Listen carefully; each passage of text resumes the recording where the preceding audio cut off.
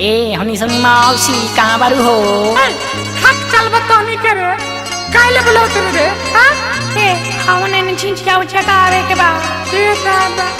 दादा हक चल बतानी के गाँव समारे ना हो खाता हवा सब फुआ के न बोला ले रे पगली।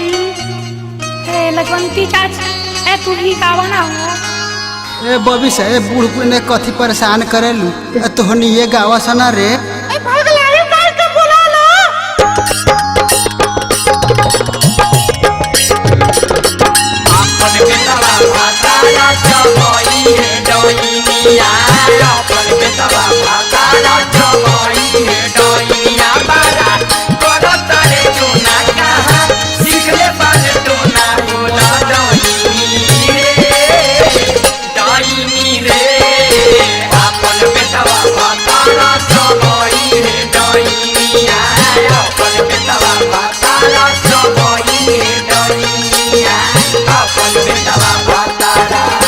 सबका दुअरिया झिझिया चकमक करे सबका दुअरिया झिझिया चकमक करे डईनी दुअरिया योनहर कुपावे हो डईनी दुअरिया योनहर कुपावे हो पवन भतर कटनी जवानी गुना सिखलस झिझिया गइल खहराइए हो झिझिया गइल खहराइए हो। ए बबुनी सो अरे बाप रे बाप अरे काहे इतना देर कइले रहलू बाबू का कहत हो? अरे तोरे के न छोड़ करना सरकारी आवन है मैदान में अच्छा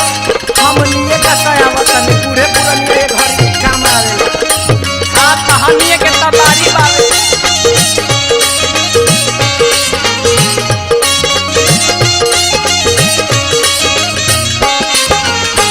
चढ़ते दशहराऊ फिरी होके घूमेले जहे तहे मिले यादी रतिए हो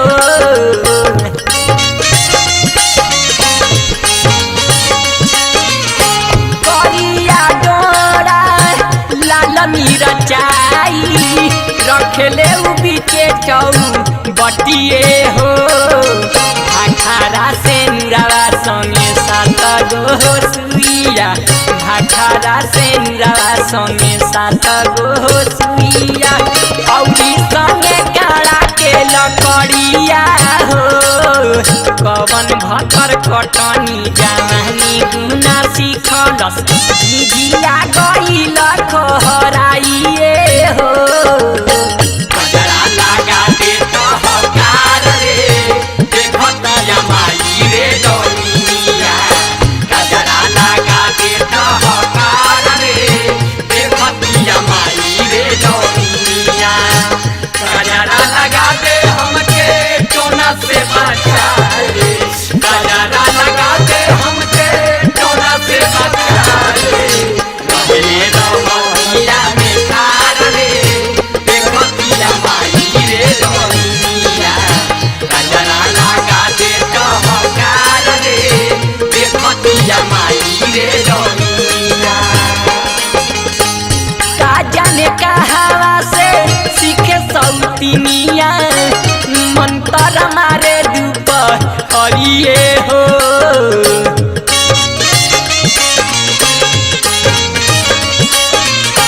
जेकरा के मारी मारी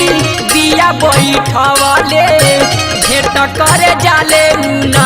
हरिए हो पंचमिया सतमी के मोर घट में जाके पंचमिया सतमी के मोर घट में जाके सीधा करे अपन मन तरिए हो पवन भतर कटनी जवानी गुना सिखलस आरवा चाउ रति तला गेला आरवा चाउ रति तला गेला हाय हाय गैनी के बेटा मीठ लागेला गैनी के बेटा मीठ लागेला ए हनी सनी मारी अरे बड़ा सुंदर गावत हो। हाँ हम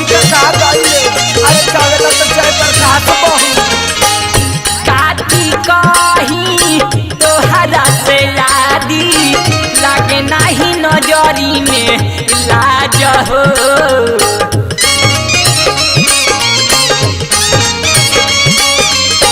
सोनू समझावा तनी नाही तो सुबह सारा कोई दी व्यवस्था कर आज हो गारल लइकावा के जाई के उखार गारल लइकावा के जाई के उखार करे ले उतेलावा कजरिए हो सब का दुवरिया झिझिया चकमक करे गईनी दुवरिया योनहर कुपरे हो कवन भतर कटनी जवानी गुना सिखलक झिझिया गइल खहराई